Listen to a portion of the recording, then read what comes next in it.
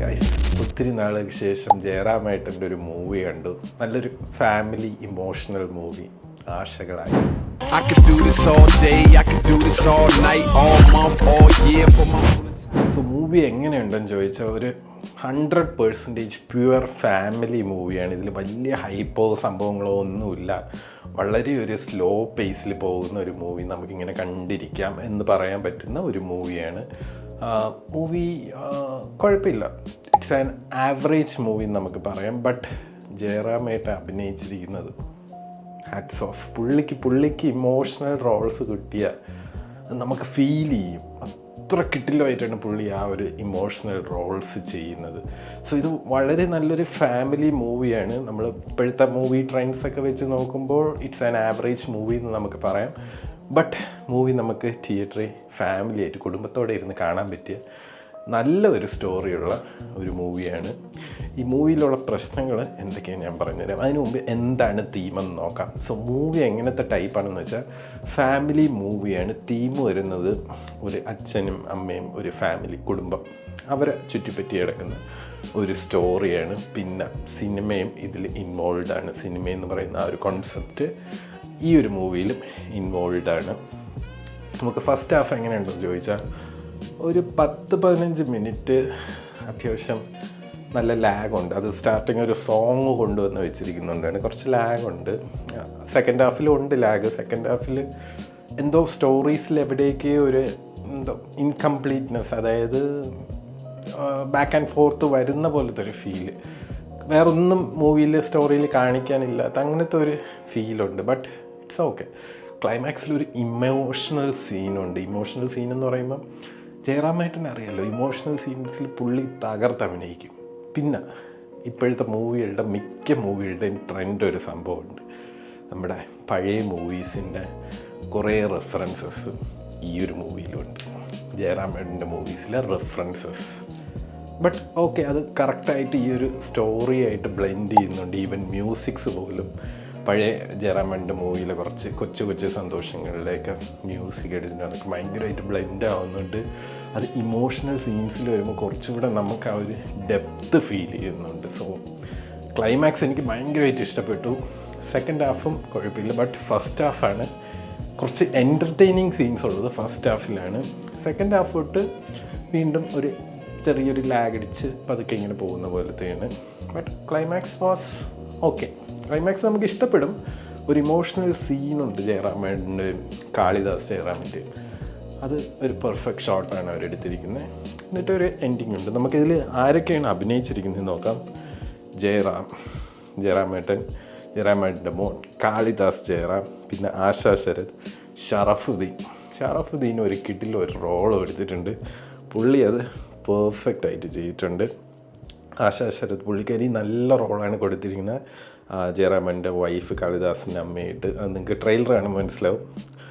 അത് നല്ല റോള് പുള്ളിക്കാരിയും ചെയ്തിട്ടുണ്ട്. പിന്നെ രമേശ് പിഷാരടിയുടെ ഒരു ക്യാമിയോ പോലത്തെ ഒരു സംഭവമുണ്ട്, ചെറുതായിട്ടൊന്ന് വന്നിട്ട് പോകുന്നത്. പിന്നെ ആക്ട്രസ് വേറെ ഇഷാന കൃഷ്ണൻ പുള്ളിക്കാരിയുണ്ട്.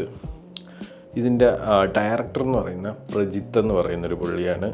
പുള്ളി നല്ല രീതിയിൽ ഡയറക്റ്റ് ചെയ്തിട്ടുണ്ട്. സ്റ്റോറിയിൽ എവിടേക്കോ ഒരു പ്രശ്നമുണ്ട് എന്ന് എനിക്ക് തോന്നി. സെക്കൻഡ് ഹാഫിൽ ലാഗ് കുറച്ച് കൂടുതലാണ്, അങ്ങനത്തെ ഒരു സംഭവം.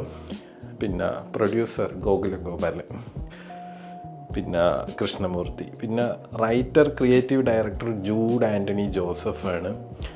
നമുക്ക് എന്താ പറയുക, ഇതൊരു ഫീൽ ഗുഡ് മൂവിയാണ്. ഹോം എന്നൊക്കെ പറയില്ലേ, ഹോം മൂവി ഇന്ദ്രൻ സെൻ്റെ അതുപോലത്തേക്ക് ഒരു ഫാമിലി ഓറിയൻറ്റഡ് ഫീൽ ഗുഡ് പടമാണ്. അപ്പോൾ ആ ഒരു ലെവലിലുള്ള മ്യൂസിക് ചെയ്തിരിക്കുന്ന സനൽ ദേവാണ്. മ്യൂസിക്കും സോങ് ഒക്കെ പെർഫെക്റ്റാണ്, നല്ല രീതിയിൽ ചെയ്തിട്ടുണ്ട്. സിനിമാറ്റോഗ്രാഫർ വരുന്നത് സ്വരൂപ് ഫിലിപ്പും, എഡിറ്റർ ഷഫീഖ് ബീബിയാണ്. സോ ഇത്രയും പേരാണ് ഈ ഒരു മൂവിയുടെ പിന്നിൽ വർക്ക് ചെയ്തിരിക്കുന്നത്.